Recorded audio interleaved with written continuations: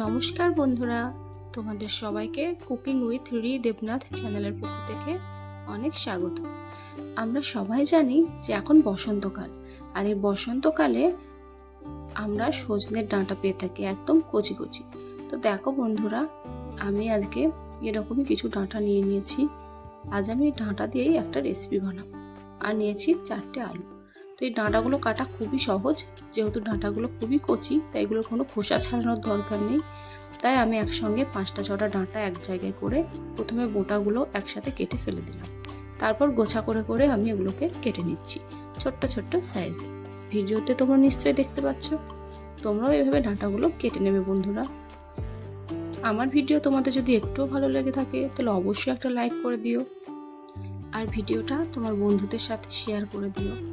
এরকম ধরনের নিত্য নতুন রান্না দেখার জন্য অবশ্যই আমার চ্যানেলে যদি নতুন হয়ে থাকো চ্যানেলটা সাবস্ক্রাইব করে দিও।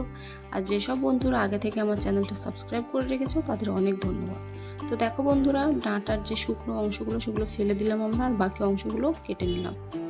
একইভাবে আমি সমস্ত ডাঁটাগুলো কেটে নিয়েছি বন্ধুরা। এবার দেখো আমি আলুগুলো কিভাবে কেটে নিচ্ছি। তো তার জন্য প্রথমে আমি আলুর খোসা ছাড়িয়ে নেব।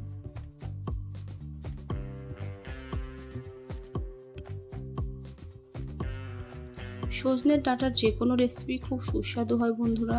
আর ছোট থেকে আমি আমার মার কাছে শুনে এসেছি যে এই সময় সজনের ডাঁটা খাওয়া খুবই ভালো। তো তোমরা ঝটপট কমেন্টে জানিয়ে দাও যে আমার মতন আর কে তোমরা সজনের ডাঁটা খেতে পছন্দ করো।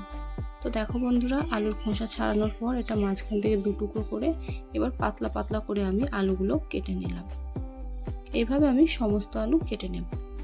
তো দেখো বন্ধু, ডাঁটা আর আলু সব আমার কাটা হয়ে গেছে। এবার আমি এগুলোকে খুব ভালো করে ধুয়ে নেব, দিয়ে রান্না করতে শুরু করে দেবো। তো চলো শুরু করা যাক। তার জন্য প্রথমে আমি কড়াইতে কিছুটা সর্ষের তেল দিয়ে দিয়েছি। তেলটা গরম হয়ে গেছে। এবার এর মধ্যে আমি দিয়ে দিলাম আলু। আলুগুলো তেলে আমরা হালকা ভেজে নেব, একদম লাল লাল করে ভাজার প্রয়োজন নেই, হালকা একটু ভেজে নিলেই হবে।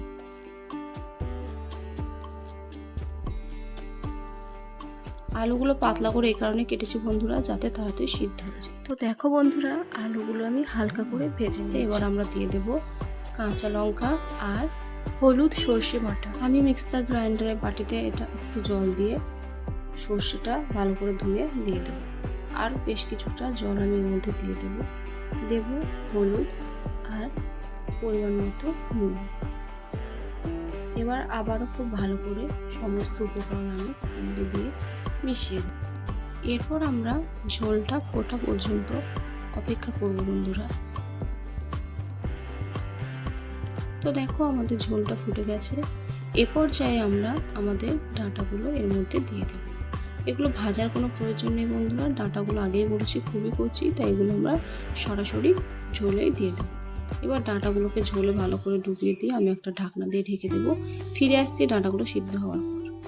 তো দেখো বন্ধুরা, আমাদের ডাঁটা আর আলু সিদ্ধ হয়ে গেছে। খুন্তি দিয়ে আমি একটা ডাঁটাকে হালকা চাপ দিয়ে বুঝতে পারছি যে না, ডাঁটাটা সিদ্ধ হয়ে গেছে। তো এবার আমরা এটাকে নামিয়ে দেব।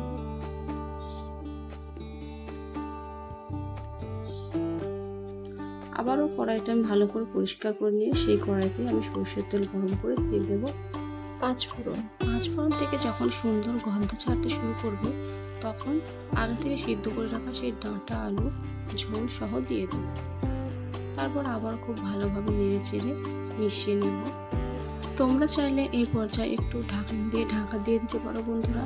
তাহলে কি হবে, পাঁচফোড়নের পুরো গন্ধটা আমাদের রান্নার মধ্যে মিশে যাবে।